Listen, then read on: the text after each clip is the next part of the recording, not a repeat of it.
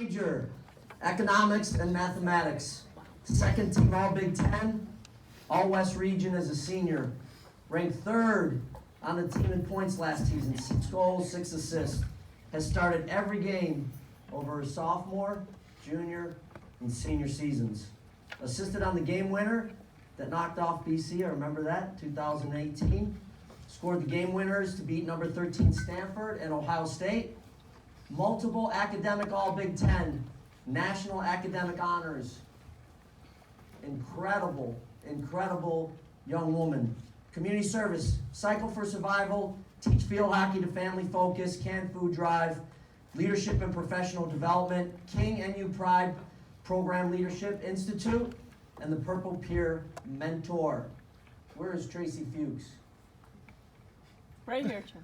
Hi, Eva. Her favorite student athlete of all time. Is that correct? Yeah, and everybody knows it, so I don't have to hide it. Let's give her a nice round of applause.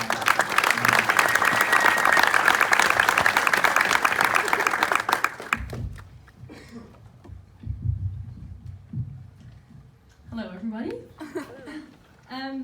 During one of our sports site meetings last year, some of my teammates complained that they kind of lost the joy when playing field hockey because of how much pressure they put on themselves.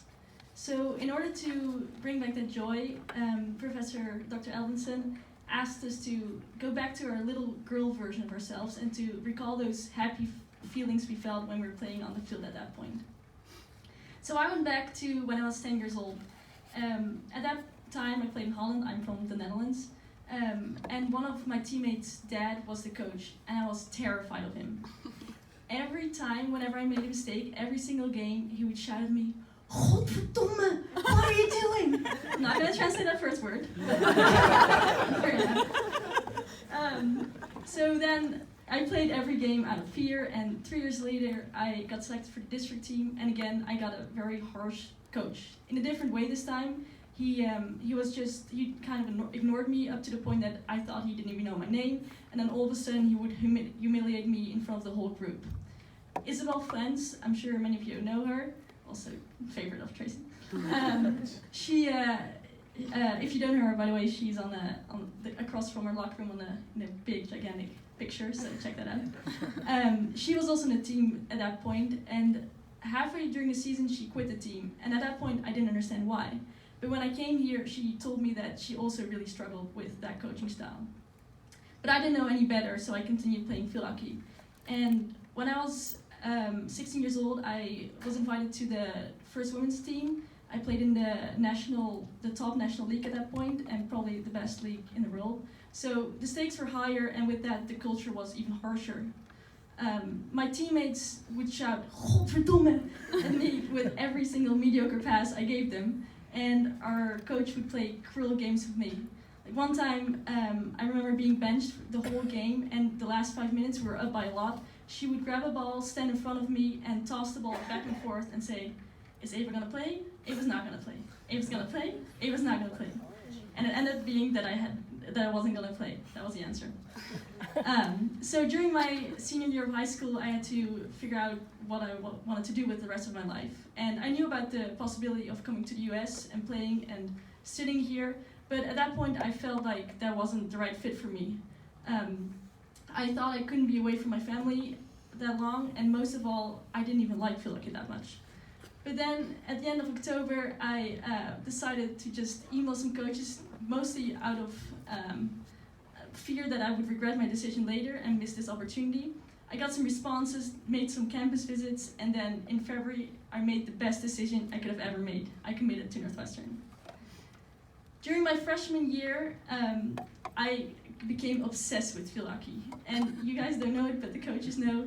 I kind of got addicted to the feeling of the ball touching my stick. I want to practice more and more, and I still am addicted to this day. I never knew I could love anything that much. It's that bad that Tracy can't even get rid of me. I'm still practicing with the team. So can I join today, actually? So when Dr. Elvinson asked me to go back to the little girl, I realized I didn't have to go back. I could just stay right in the present, because this is where I've been the happiest field hockey player in my life. So, although it has been hard for me to be away from my family for so long, these 4 years here have been the best of my life. And that's all because I've been surrounded by such incredible people and these amazing resources. The nutrition staff, the equipment staff, Becca, I don't know where you are, but you're the best.